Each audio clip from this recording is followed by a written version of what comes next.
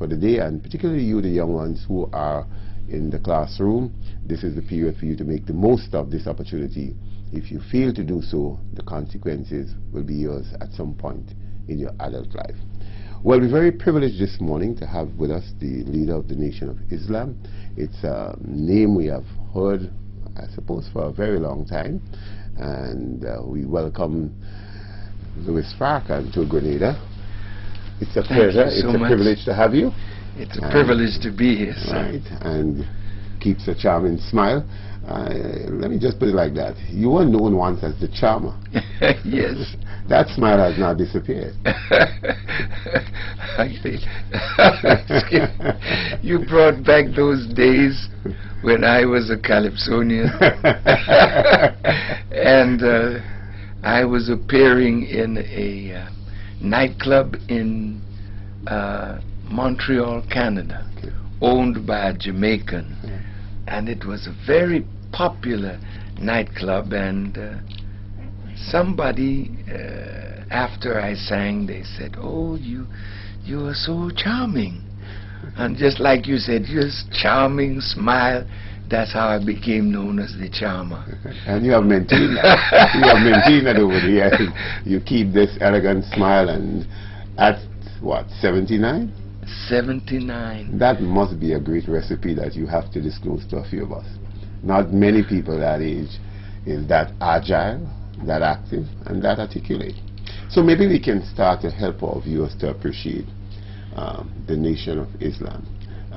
Basically, it's more for Christian society. So help us to appreciate the Nation of Islam, and more so your work in the United States and for black people around the world. The Nation of Islam is a group of men, women, and children who have dedicated our lives to the principle of obedience to the will of God. That's what Muslim means. It means one who submits entirely to do the will of God. We believe such a man was Jesus, such a man was Moses, such a man was Abraham, and all the prophets. They never followed their will. They followed the will of God.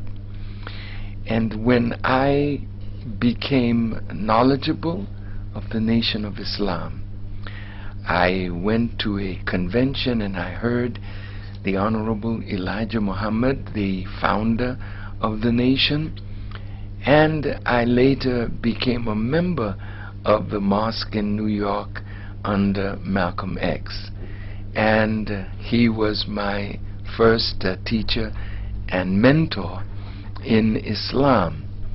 But I want to say to our audience, this is a Christian country, and I always ask a question like this. I said,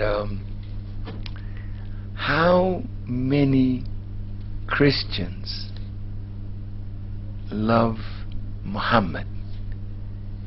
And in an audience you may get one or two, or if there are Muslims, you may get 10 hands or 20 hands.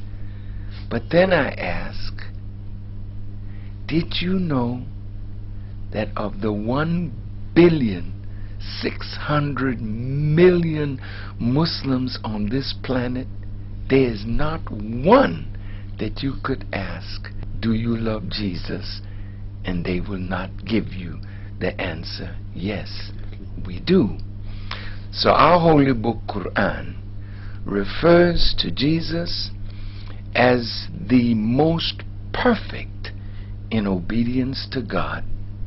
And he's referred to as Isa, or Jesus, the son of Mary, the Messiah. So we recognize Jesus as one carrying the indwelling Spirit of God himself, who came to the earth to do a work that bears witness that he's more than a prophet. He's the Messiah, and he comes to bring in a brand new civilization, a brand new world. So when the disciples said, Master, teach us how to pray, Jesus said, pray on this wise.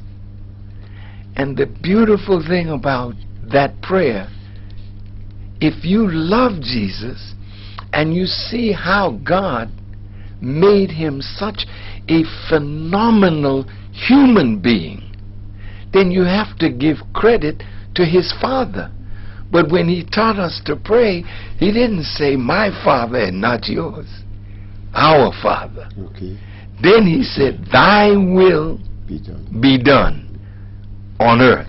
So there will come a time when the people who have been subjected to, I would say, the will of the world, the way of the world, will give up that way and surrender to do the will of God.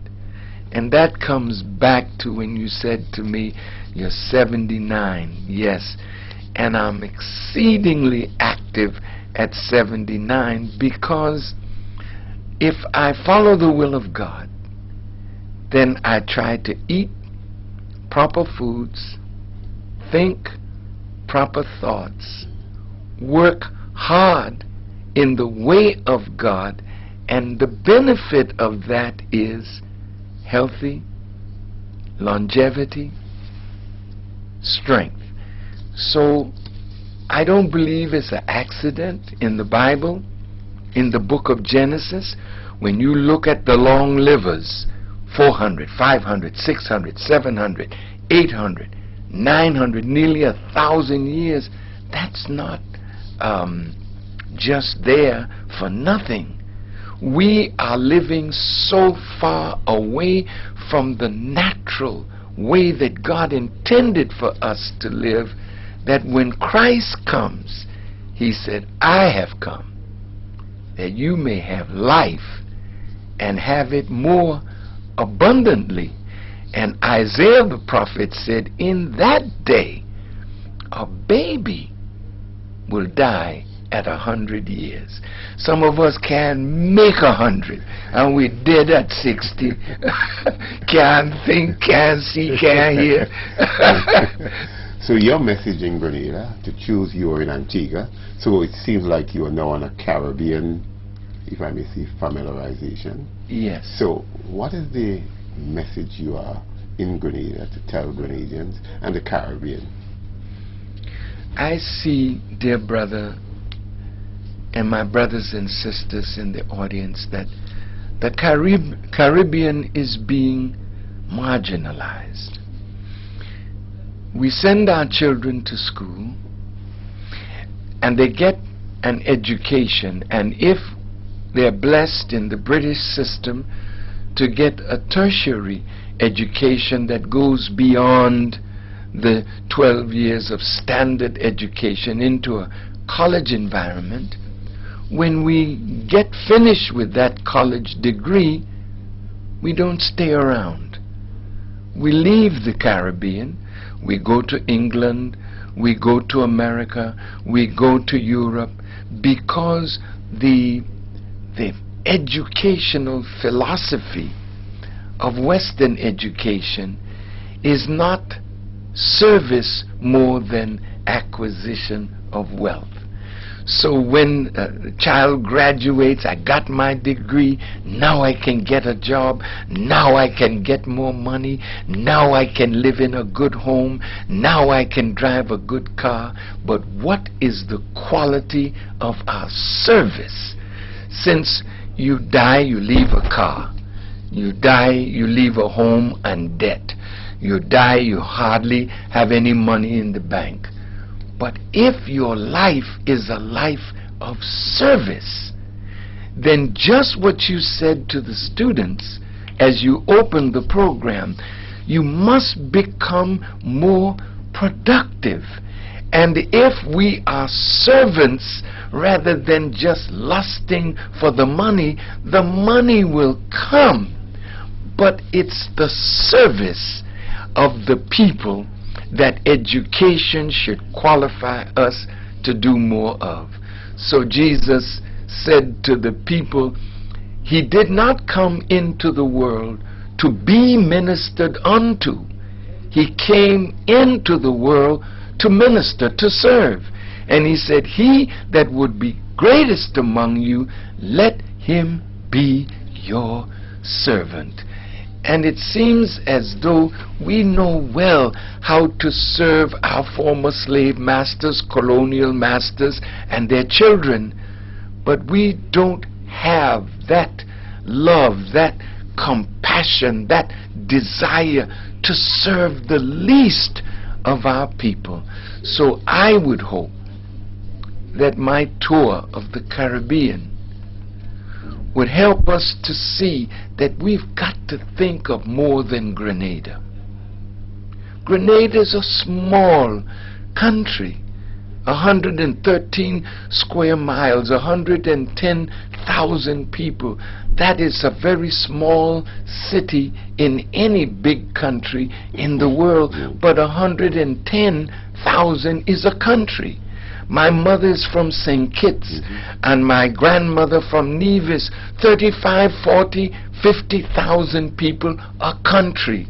Jamaica, where my father is from, 2,600,000 people. That's not even the city of Chicago, but it's a country. We have a flag, we have a national anthem, we have a seat at the United Nations, but how productive are we in producing a future for these young people that are coming up rebelling against their elders and the rulers of their societies? But that's what I was going to ask you about. It's your message is a fundamental message, but it seems that your message is being lost in this world of commercialization, materialism, and you look at young men in particular. Bling bling, a car, incarceration. In fact, thanks to our women, it seems that we seemingly have people who can take the role of leadership. Many of our Caribbean men, and men around the world in particular, we seem to have degenerated. And the point I want to get across to you, how do you hope to resonate that thought of yours of being not your own master, but of service to humanity? You know, dear brother, this is not an accident that black men in America are not as productive as we could be. Black men in the Caribbean are not as productive as we could be. Black men in Africa not as productive as we could be. So we have to look at social engineering, so that when we were brought into the Western Hemisphere to be made slaves, the first thing you do when you make a slave is to break the man. Once you break the man, the woman is, if you pardon the expression, she's the booty, or she's the what you win when you conquer the men of another nation. Then the women of that conquered nation become the prize of the conqueror.